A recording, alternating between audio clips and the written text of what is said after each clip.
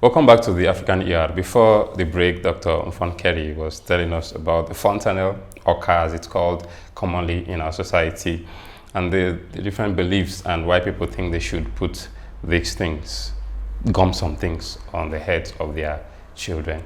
There was a pediatrician that reported in her blog how she actually saw where they plastered some corrosive things to the head of a baby, a newborn, and this ate up the skin around that place, because at that point there is no bone covering that space. There's no bone between the skin and the brain tissues, and she said she could see the brain tissues from there. And then the child, of course, had meningitis from there and all that. I have not seen to that extent, but I know that there was one I tried to remove. I was angry with the mom. I said, no, let's remove this stuff. And it was so tenaciously applied that I couldn't remove it. I was scared that trying to remove it, the skin might come with it. And I was wondering, what is this thing? I'm not sure what they use really, or how they remove it, because I mean, I really don't know, because eventually such children, if there's no issue, no complication, one day you see the child like a 5-year-old and there's nothing there. So I'm not sure how they actually remove and apply. If they remove it at the end of every day like a drug and then reapply it the next day, if there's a method to what it is that they do really. I never really tried to find out. I just more try to educate people about it. Why they do it. Okay, as regards why they do it, okay, maybe they see it depressed and they see it. Can you help the mothers understand why it is depressed sometimes, or why it bulges sometimes, or why they don't see it sometimes? Okay, so I think most people first feel it. Most people feel it, so they're bathing the baby, touching the baby, and then suddenly they feel like that part of the head has no bone, has no protection. Or some other times they feel that, and then when you go further down, you realize that the space extends to the frontal bones, because really none of those bones are fused. So much as this one may be open and maybe the parent knows that that one can exist and they don't freak out too much, when you suddenly start touching lower down and you start touching lower down and you start feeling that you really start to freak out. So yeah, I think most people, that's when they do. Now the other thing that happens is when a child coughs, or when a child maybe a baby is straining to stool for some reason, or then they notice that it pulsates, or they just notice that pulsation. That also gets to a lot of parents, not realizing that it's basically the increased pressure is what made you notice.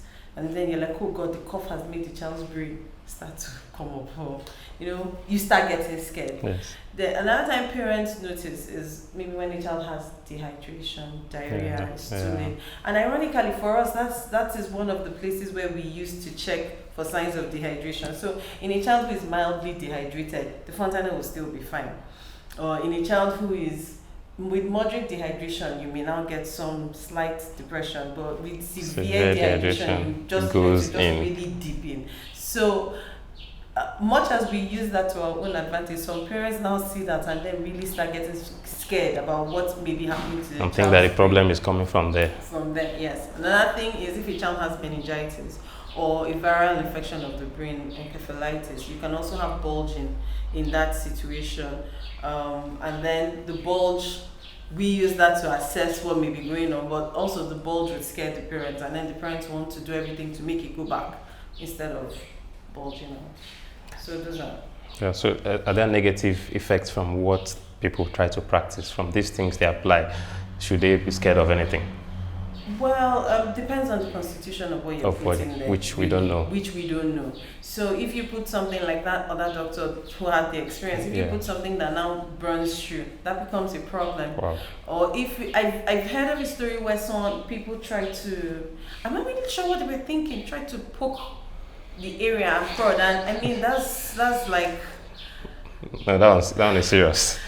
You have anything to say to that? There's nothing to say to that, exactly. So, yes. Yeah, Dr. Fon, thank you so much. Viewers out there, back in the day, when they had us as babies. Usually the mother wants to bathe the baby in the morning, and then there is the baby bath. Okay, the mother is set. After bathing the baby and cleaning up, there are a lineup of bottles of drugs they used to give. Have you given this one? Have you given Abby this one? Have you given this one? Have you given this one? And then they just line it up and give. Baby is not ill, but they just feel that newborn babies should be given this, that. Until the knowledge is coming and people are being taught, please just breastfeed your baby. It happened, unfortunately, one day that my mom came home, and the help at the time helped to bathe the baby. And the lineup of these bottles that she used to see, of which one of them was the Dettol that they used to add to the baby's water. And so she gave the baby this, gave the baby that, gave the baby Dettol, and all. So when mom came back and saw baby foaming from the mouth, what happened? Nothing, I gave her all the drugs, so where are the drugs you give? And everything, including Dettol. But these days, you don't give anything. If your baby is not ill, the baby is born, breastfeed the baby. The baby is fine. How you know your baby is ill, the baby is refusing to eat, or the baby is having fever? If not, your baby is fine. Once the baby is eating well, pooing well, baby is good.